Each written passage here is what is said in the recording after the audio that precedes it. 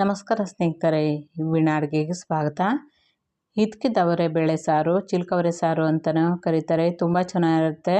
ಅನ್ನ, ಮುದ್ದೆಗೆ, ಚಪಾತಿ, ರೊಟ್ಟಿ, ಇಡ್ಲಿ, ದೋಸೆಗೆ ಎಲ್ಲದಕ್ಕೂ ತುಂಬ ಸೂಪರಾಗಿರುತ್ತೆ. ಹಾಗೆ ತುಂಬ ಸುಲಭವಾಗಿ ಮಾಡ್ಕೋಬೋದು. ಹೇಗೆ ಮಾಡೋದು ಅಂತ ನೋಡ್ಕೊಳ್ಳೋಣ ಬನ್ನಿ. ಅದಕ್ಕಿಂತ ಮೊದಲು ವೀಣಾ ಅಡುಗೆ ಚಾನಲ್ನ ಪ್ಲೀಸ್ ಸಬ್ಸ್ಕ್ರೈಬ್ ಮಾಡ್ಕೊಳ್ಳಿ, ಹಾಗೆ ಬೆಲ್ ಬಟನ್ನ ಕ್ಲಿಕ್ ಮಾಡ್ಕೊಳ್ಳಿ. ನಾನಿಲ್ಲಿ ಮಿಕ್ಸಿ ಜಾರಿಗೆ 2 ದಪ್ಪ ಈರುಳ್ಳಿನ ದಪ್ಪದಾಗಿ ಕಟ್ ಮಾಡಿ ರುಬ್ಬೋದಕ್ಕೆ ಹಾಕೊಳ್ತಾ ಇದ್ದೀನಿ. ಒಂದು ಹಣ್ಣಾಗಿರೋವಂಥ ಟೊಮೊಟೊನ ಹಾಕೋತಾ ಇದ್ದೀನಿ. ಹಾಗೆ ಕೊತ್ತಂಬರಿ ಸೊಪ್ಪನ್ನ ತೊಳೆದ್ಬಿಟ್ಟು ಸ್ವಲ್ಪ ಹಾಕೊಳ್ತಾ ಇದ್ದೀನಿ. ಈಗ ಇದಕ್ಕೆ 1 ಗೆಡ್ಡೆಯಷ್ಟು ಬೆಳ್ಳುಳ್ಳಿನ ಹಾಕೋಬೇಕು.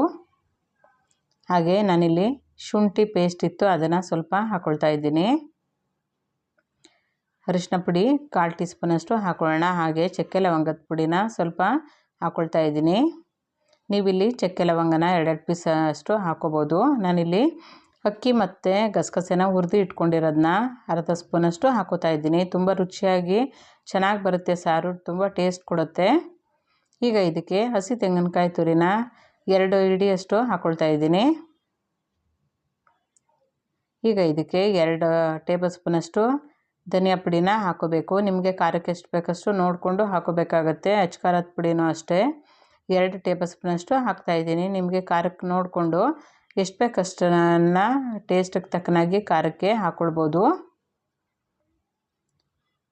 ಈಗ ಇದಕ್ಕೆ ಸ್ವಲ್ಪ ನೀರನ್ನು ಸೇರಿಸ್ಕೋಬೇಕು. ಇದನ್ನು ಚೆನ್ನಾಗಿ ನೈಸಾಗಿ ನುಣ್ಣಗೆ ರುಬ್ಕೋಬೇಕು.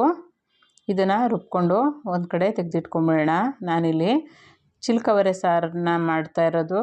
ಚೆನ್ನಾಗಿ ಅವರೆಬೇಳೆನ ಈ ರೀತಿ ಇಟ್ಕಿಸ್ಬಿಟ್ಟು ಇಟ್ಕೊಳ್ತೀನಿ. ಇದನ್ನು ಚಿಲ್ಕವರೆ ಸಾರು ಅಂತಲೂ ಕರೀತಾರೆ. ಇದನ್ನು ಚೆನ್ನಾಗಿ ತೊಳ್ಕೊಂಡು ನೀರೆಲ್ಲ ಚೆನ್ನಾಗಿ ಬಸಿದ್ಬಿಟ್ಟು ಇಟ್ಕೋಬೇಕು.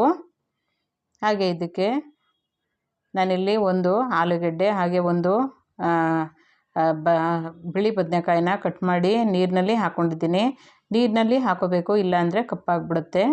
ಈಗ ಸಾಂಬಾರು ಮಾಡ್ಕೊಳ್ಳೋಣ. ಗ್ಯಾಸ್ ಆನ್ ಮಾಡಿ ಒಂದು ಪಾತ್ರೆಯಲ್ಲಿ 3 ಟೇಬಲ್ ಸ್ಪೂನಷ್ಟು ಎಣ್ಣೆ ಹಾಕೋಬೇಕು. ಎಣ್ಣೆ ಎಲ್ಲ ಚೆನ್ನಾಗಿ ಬಿಸಿ ಆದಮೇಲೆ ಸ್ವಲ್ಪ ಸಾಸಿವೆನ ಹಾಕ್ಕೊಂಡು ಚೆನ್ನಾಗಿ ಸಿಡಿದ್ಮೇಲೆ ಅರ್ಧ ಈರುಳ್ಳಿನ ಚಿಕ್ಕದಾಗಿ ಕಟ್ ಮಾಡಿ ಹಾಕ್ಕೊಂಡು ಇದನ್ನು ಒಗ್ಗರಣೆಗೆ ಸೇರಿಸ್ಕೋಬೇಕು. ಚೆನ್ನಾಗಿ ಫ್ರೈ ಮಾಡ್ಕೊಂಡಾದಮೇಲೆ ಈಗ ಇಟ್ಕಿದ ಬೇಳೆನ ಹಾಕ್ಕೊಂಡು ಹಾಗೆ ಚೆನ್ನಾಗಿ ಫ್ರೈ ಮಾಡ್ಕೋಬೇಕು. ಜೊತೆಯಲ್ಲಿ 1 ಹಣ್ಣಾಗಿರೋವಂಥ ಟೊಮೊಟೊನ ಹಾಕ್ಕೊಂಡು ಇದನ್ನು ಚೆನ್ನಾಗಿ ಹುರ್ಕೋಬೇಕಾಗುತ್ತೆ. ಹಸಿ ವಾಸನೆ ಎಲ್ಲ ಹೋಗೋವರೆಗೂ ಚೆನ್ನಾಗಿ ಬಾಡಿಸ್ಕೋಬೇಕು.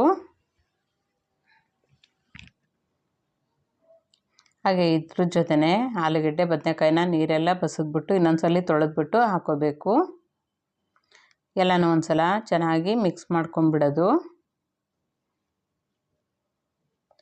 ಹಾಗೆ ಎಲ್ಲನೂ ಬಾಡಾದಮೇಲೆ ಈಗ ರುಬ್ಬಿಟ್ಕೊಂಡಿದ್ವಲ್ಲ ಮಸಾಲೆ, ಅದನ್ನು ಸೇರಿಸ್ಕೋಬೇಕು. ಹಾಗೆ ಮಿಕ್ಸಿ ಜಾರ್ಗೂ ಅಷ್ಟೇ ನೀರನ್ನ ಸೇರಿಸ್ಕೊಂಡು ನಿಮಗೆ ಎಷ್ಟು ತೆಳು ಬೇಕೋ ಅಷ್ಟು ನೋಡಿಕೊಂಡು ಹಾಕೋಬೇಕಾಗುತ್ತೆ. ತುಂಬ ತೆಳ್ಳಗೂ ಮಾಡ್ಕೋಬಾರ್ದು, ತುಂಬ ಗಟ್ಟಿಗೂ ಮಾಡ್ಕೋಬಾರ್ದು, ಒಂದು ಮೀಡಿಯಮ್ ಅದಕ್ಕೆ ಮಾಡ್ಕೋಬೇಕಾಗತ್ತೆ. ಎಲ್ಲನೂ ಒಂದ್ಸಲ ಚೆನ್ನಾಗಿ ಇದನ್ನು ಮಿಕ್ಸ್ ಮಾಡ್ಕೋಬೇಕು.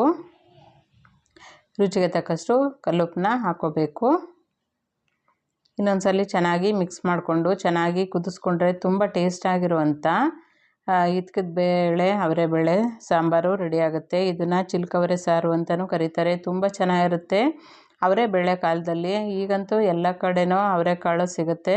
ಈ ರೀತಿ ಇಟ್ಕಿಸ್ಬಿಟ್ಟು ಈ ರೀತಿ ಸಾಂಬಾರು ಮಾಡಿಕೊಂಡ್ರೆ ದೋಸೆಗೆ, ಇಡ್ಲಿಗೆ ಹಾಗೆ ಚಪಾತಿಗೆ ನಾನಿಲ್ಲಿ ಮಾಡಿದ್ದೆ ತುಂಬ ಚೆನ್ನಾಗಿರುತ್ತೆ. ತುಂಬ ಟೇಸ್ಟ್ ಕೊಡುತ್ತೆ. ಹಾಗೆ ಅನ್ನಕ್ಕೆ ಮುದ್ದೆಗೆ ಒಳ್ಳೆ ಕಾಂಬಿನೇಷನ್ ಅಂತಲೇ ಹೇಳ್ಬೋದು. ಒಂದ್ಸಲ ಟ್ರೈ ಮಾಡಿ ಸ್ನೇಹಿತರೆ.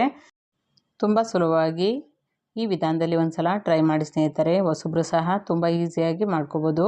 ಈ ರೆಸಿಪಿ ಇಷ್ಟ ಆಗಿದ್ದರೆ ಲೈಕ್ ಮಾಡಿ, ಶೇರ್ ಮಾಡಿ, ಕಮೆಂಟ್ ಮಾಡಿ. ಹಾಗೆ ವೀಣಾ ಅಡುಗೆ ಚಾನಲ್ನ ಪ್ಲೀಸ್ ಸಬ್ಸ್ಕ್ರೈಬ್ ಮಾಡ್ಕೊಳ್ಳಿ, ಹಾಗೆ ಬೆಲ್ ಬಟನ್ನ ಕ್ಲಿಕ್ ಮಾಡ್ಕೊಳ್ಳಿ. Thank you.